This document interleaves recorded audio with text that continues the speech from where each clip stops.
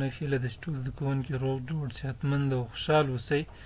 د تیرو درسونو په دوام باندې نن له خیر سره موږ او تاسې لولو له اسلام څخه د ملاتړ لرغوني ادبیات. کله چې اسلام د لرغوني افغانستان سیمو پښتنو ته ورسېده ویې مانه، نو له یو خوا د پښتنو خپل عادتونه وو، د دوی هغه سیمه ییز او قومي جوړښتونه ول، او د دوی خپل عادات او عقاید ول، کلک عزم و، هوډي و، او له بلې خوا نه د اسلام سپېڅلې لارښوونې وې چې دغو د اسلام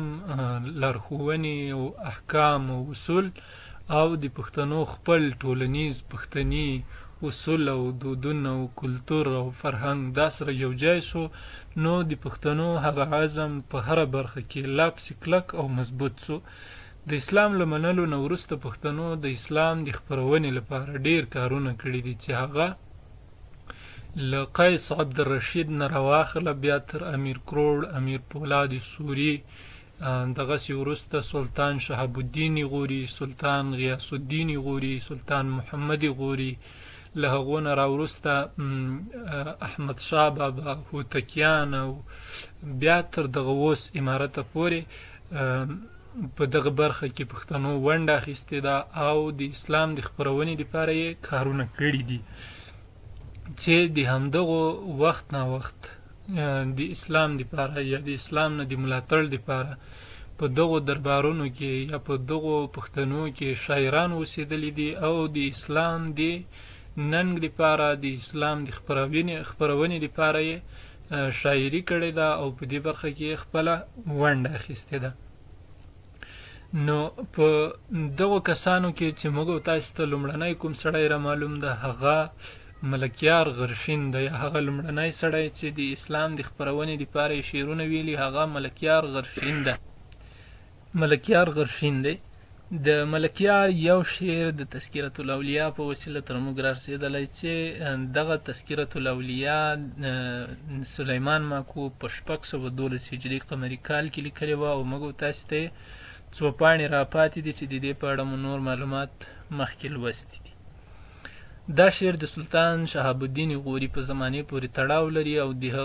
هغو لښکرو او فتوحاتو پر وخت ویل سوی ده، کله چې د لومړي ځل لپاره په 1571 هجري قمري کال د ملتان په لور باندې د اسلام د ملاتړ او خپرونې لپاره لښکرکشي کړې وله.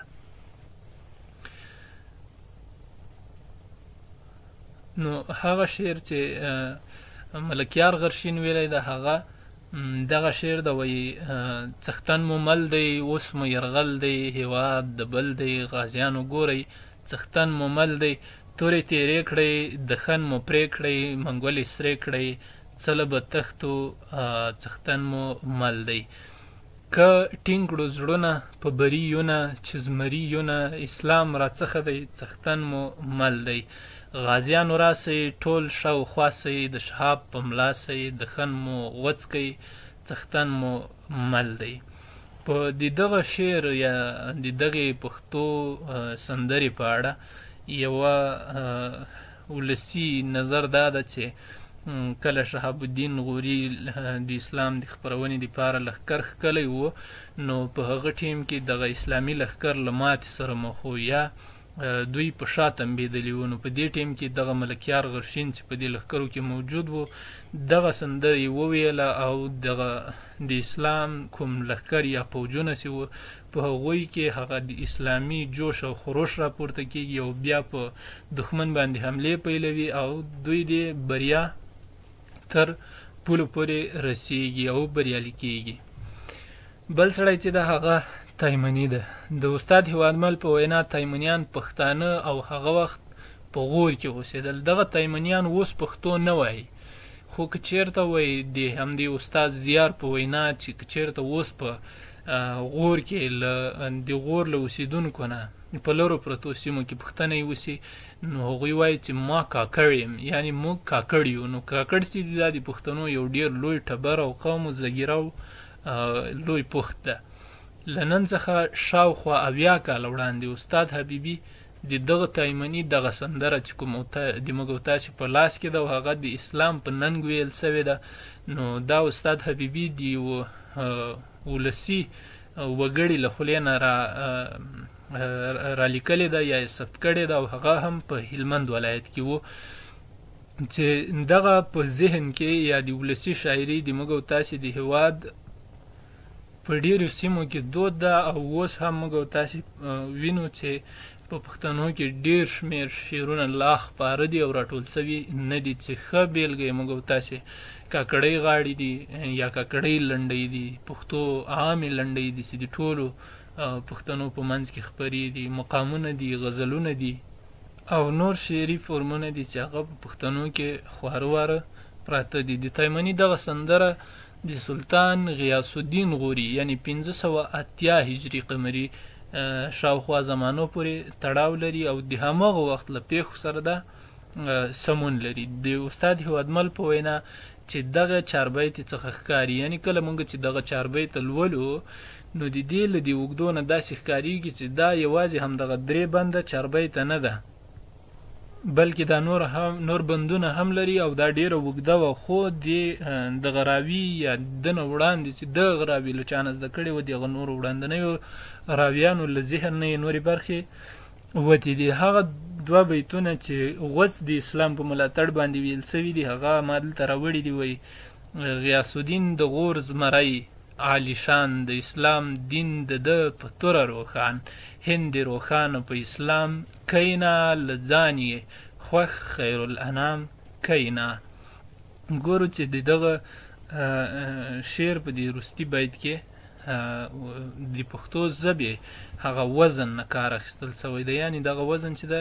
هغه وروستی کوم ردیف چې ده هغه د پښتو ژبې له ولسي شاعرۍ سره اړخ لګوي. بله خبره دا ده چې موږ او تاسې د همدې شعرونو یا د دغو ادبیاتو ځانګړنې ګورو چې هغه همدا 2 بیلګې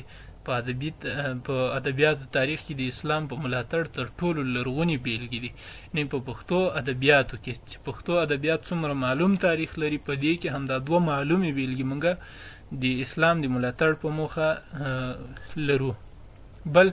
د شکل یا فورم له مخې د پښتو چاربیتو په قالب کې ویل سوي او تایمني چاربیت یې څخه وروسته د پښتو ژبې بله داسې چاربیت تر اوسه نه ده ثبت سوي یا د موږ او تاسې لاسته نه ده راغلي یا د نورو لیکوالو چې هغوی ثبت کړي. د تایمني له چاربیت څخه ښکاري چې پښتو ملي فورمونو له همدغه وخت نه ورو خپل ځای ورو عربي فورمونو ته پرېښیده لکه غزل، قصیده او مثنوي او نور. بل د ملکیار غرشین سندره د بڼې له مخې د پښتو ژبې په لرغونو سندرو کې درېږي یا حسابېږي چې دغه ډول سندرې اوس هم په پښتنو کې شته ده. د تایمني د چاربیت یو بند کې د اسلام د خپرېدو خبرې سوي او نوره د غیاث الدین ستاینه ده، یعنې دا چې د همدغه سلطان غیاث الدین په زمانه کې ویل سوې ده د همغه ستاینه ډیره ده ورکې او دغه یو بند چې دا د اسلام د خپرونې او د اسلام د ملاتړ دپاره ویل سوی ده. بل دغه 2 بیلګې د غوري دور له تاریخي پیښو سره 100 په 100 کې سمون لري، یعنې په دې کې چې د کومو بادشاهانو یادونه سوې ده د هغه وخت هغه کومې پیښې او تاریخي واقعې چې سوي دي له هغو سره دا په تاریخي لحاظ برابرې راځي. له کیفي لحاظه دا دواړه سندرې د هغه وخت د شاهانو اروایي، اخلاقي، ټولنیز، حربي یا جنګي او دغه ډول نور شاهي اړخونه شان او شوکت یې بیانوي او په بشپړ ډول یې بیان کړی ده. نو دا و د موږ او تاسې د پښتو ادبیاتو په برخه کې له اسلام څخه د ملاتړ د دور هغه ادبیات چې موږ او تاسې وړاندې کړل. نو تر بل درسه ښې چارې پاک الله مو مل شه.